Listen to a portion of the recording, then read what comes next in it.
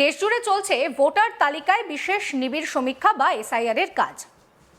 প্রথম ধাপ শেষ হয়েছে, শুরু হয়েছে শুনানির পর্ব। ইতিমধ্যেই খবর এসেছে এসআইআর এর খসড়া তালিকা, সেই খসড়া তালিকায় যোগীর রাজ্য উত্তরপ্রদেশ থেকে বাদ গিয়েছে 2,81,00,000 ভোটারের নাম।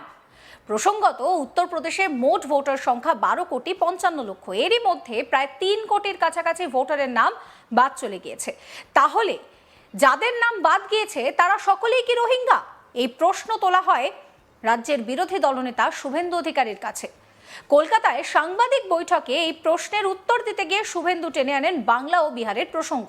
তিনি জানান, বিহারের সংখ্যাটা আমি জানি, পশ্চিমবঙ্গের সংখ্যাটা আমি বলে দেবো 15ই ফেব্রুয়ারি। বিহারে অবৈধ অনুপ্রবেশকারীর সংখ্যাটা কত আমি জানি, বলবো না। ঠিক সময় ওটা বলবো, যখন আধার কার্ড ডিঅ্যাক্টিভ হবে, রেশন কার্ড বন্ধ হবে, প্রধানমন্ত্রী অন্ন সুরক্ষা যোজনা থেকে বাদ যাবে, যখন অ্যাকাউন্ট বন্ধ হয়ে যাবে, তখন বুঝবেন ইনি ভারতীয় নয়। সময় কথা বলবে, সংখ্যাটা ঠিক সময় পেয়ে যাবেন। কি বলছেন বিরোধী দলনেতা শুভেন্দু অধিকারী, শোনাবো। এরা কি সেটা 14ই ফেব্রুয়ারি বুঝতে পারবে। বিহারের সংখ্যাটা আমি জানি, পরে বলে দেবো। পশ্চিমবঙ্গটা বলে দেবো 15ই ফেব্রুয়ারি বলে দেবো। বিহারে তো ভোটার লিস্ট হয়েছে, অবৈধ অনুপ্রবেশকারী কত সে সংখ্যাটা জানি, আমি বলবো না, ঠিক সময় বলবো। অত তাড়াহুড়া করার কিছু নেই। যখন আধার কার্ড ডিঅ্যাক্টিভেটেড হবে, রেশন কার্ড বন্ধ হবে, প্রধানমন্ত্রী অন্ন সুরক্ষা যোজনা থেকে কাটিং হবে, যখন অ্যাকাউন্ট ফ্রিজ হয়ে যাবে, বন্ধ হয়ে যাবে, তখন বুঝবেন যে ইনি ভারতীয় নয়। এসআইআরে চা শ্রমিকদের ডকুমেন্টের বৈধতা নিয়ে সাংবাদিক বৈঠক করতে দেখা যায় শুভেন্দু অধিকারীকে। শুভেন্দু বলেন, দার্জিলিং থেকে শুরু করে তরাই ডুয়ার্স সহ যে সমস্ত জায়গায় চা বাগানের শ্রমিকরা রয়েছেন তারা বংশ পরম্পরায় রয়ে গিয়েছেন। তাদের অনেকের কাছে স্কুল সার্টিফিকেট নেই, কার্যত কোনো কাগজ নেই। এই অসুবিধা গোটা দেশে থাকার কারণে ভারত সরকার 2006 সালে বন এলাকায় আদিবাসীদের জন্য একটি বন অধিকার আইন এনেছিলেন। রাজু বিস্তা প্রথম বলেছিলেন যে এসআইআর এর 11 দফা নথির মধ্যে ফরেস্ট রাইটসের নথিকে গ্রহণ করা হোক। কি বলছেন এই নিয়ে শুভেন্দু, শোনাবো। একমাত্র পশ্চিমবঙ্গ ছাড়া ভারতবর্ষের সব রাজ্যে কার্যকর হয়েছে।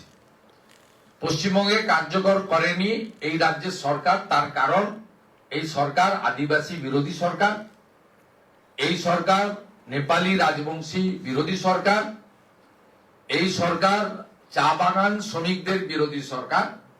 কারণ অধিকাংশ চা বাগানে 2014 সালে যেদিন দার্জিলিং থেকে এসএস আলুওয়ালিয়া যেতেন, তার পরবর্তী সময়ে 2019-এ আলিপুরদুয়ার, জলপাইগুড়ি এবং দার্জিলিং আসন থেকে ভারতীয় জনতা পার্টি যেতে এবং 21-এ অধিকাংশ আসন থেকে বিজেপি জিতেছিল। 24-এর নির্বাচনেও আমরা দার্জিলিং, জলপাইগুড়ি এবং আলিপুরদুয়ার থেকে জিতেছি। তাতে গরিষ্ঠ সংখ্যক চা বাগানের ভোটাররা আজকে নয়, অনেকদিন ধরে প্রধানমন্ত্রী নরেন্দ্র মোদীজির প্রতি তারা আস্থা রেখে বিজেপিকে ভোট দান করেন এবং তাদের বঞ্চনার জন্য মমতা বন্দ্যোপাধ্যায় বা তৃণমূল কংগ্রেস দায়ী ভোট দেন না। সেই কারণে তাদের এই ফরেস্ট রাইটস অ্যাক্ট এই রাজ্য স্বীকৃতি দেয়নি। সেই কারণেই আমরা আজকে সাংবাদিক সম্মেলনের মধ্য দিয়ে রাজু বিস্তারিত চিঠি, আমার চিঠি আমরা তুলে ধরলাম। আমরা আশা করি ইলেকশন কমিশন নিষ্পত্তি করবেন। মুখ্যমন্ত্রী তিনটে চিঠি দিয়েছেন এসআইআর চলাকালীন, সবগুলো চিঠিতেই এসআইআর বন্ধ করার দাবি তুলেছেন, এত অল্প সময় হবে না, ইত্যাদি ইত্যাদি। এবং ঘুরিয়ে ফিরিয়ে বাংলাদেশি মুসলিম অনুপ্রবেশকারী এবং রোহিঙ্গাদের যাতে কেউ ডিস্টার্ব না করে তার কথা বলেছেন। তার রাজ্যে বসবাস করা দশকের পর দশক ধরে থাকা চা বাগানের শ্রমিকদের, যাদের মধ্যে গরিষ্ঠ সংখ্যক হচ্ছে আদিবাসী এবং নেপালি, গোর্খা এবং রাজবংশী এবং অনেকে বিহার থেকে আগত, সেই লোকেদের বিষয়ে মুখ্যমন্ত্রী একবারও কিন্তু এইবার 3বারের চিঠিতে একবারও উল্লেখ করেননি। এটার মধ্য দিয়ে চা বাগান শ্রমিকদের ভোটাধিকারও যাতে না থাকে, ঘুরিয়ে কার্যত তিনি বা তার সরকার বা তার দল এটাই চাইছেন বলে আমাদের মনে হয়েছে। তাই আমরা চা বাগান শ্রমিকদের ভোটার তালিকায় নাম রাখা এবং তারা যাতে কোনোভাবে হিয়ারিং এ অসুবিধায় না পড়েন এবং সর্বোপরি 2006 ফরেস্ট রাইটস অ্যাক্ট যাতে কার্যকর হয় তার দাবি করার জন্যই আজকে এখানে সমবেত হয়েছে। এসআইআর এর খসড়া তালিকায় যোগের রাজ্য উত্তরপ্রদেশে বাদ গিয়েছে 2,81,00,000 ভোটারের নাম। প্রসঙ্গত, উত্তরপ্রদেশের মোট ভোটার তালিকা 12,55,00,000।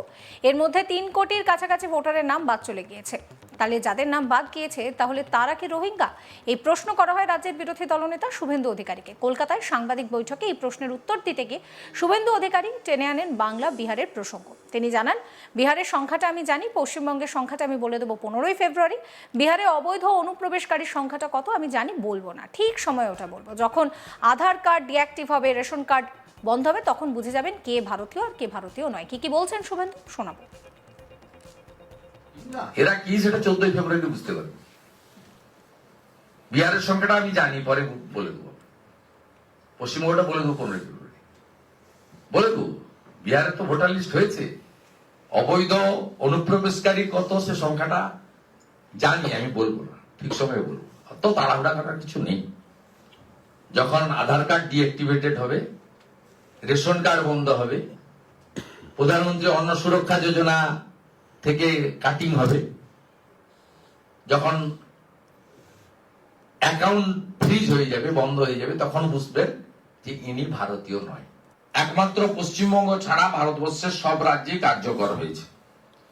পশ্চিমবঙ্গে কার্যকর করেনি এই রাজ্যের সরকার, তার কারণ এই সরকার আদিবাসী বিরোধী সরকার, এই সরকার নেপালি রাজবংশী বিরোধী সরকার, এই সরকার চা বাগান শ্রমিকদের বিরোধী সরকার।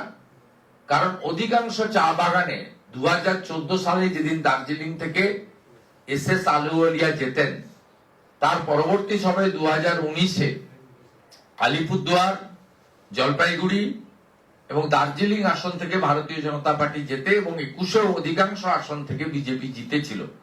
24-এর নির্বাচনেও আমরা দার্জিলিং, জলপাইগুড়ি এবং আলিপুরদুয়ার থেকে জিতেছি।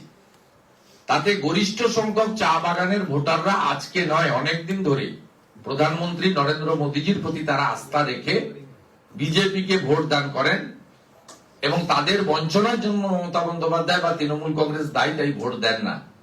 সেই কারণে তাদের এই ফরেস্ট রাইটস অ্যাক্ট এই রাজ্য স্বীকৃতি দেয়নি।